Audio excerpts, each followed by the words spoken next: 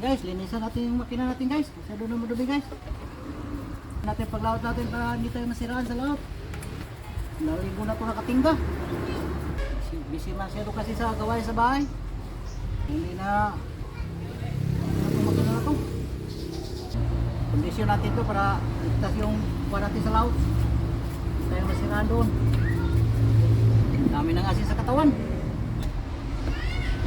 Tingnan nyo, sira-sira na ito.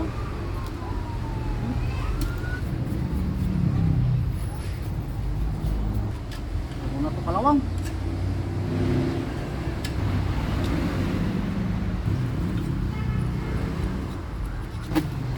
Ito lang mga po ito.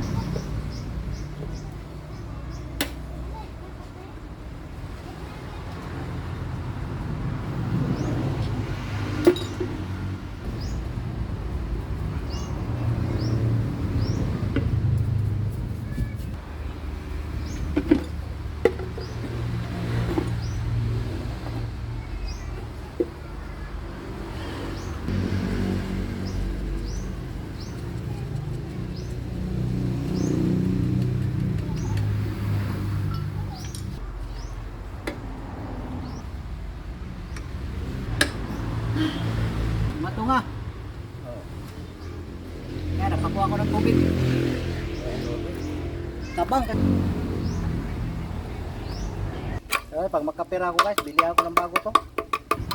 Pagay kalawang na. Inabot ito.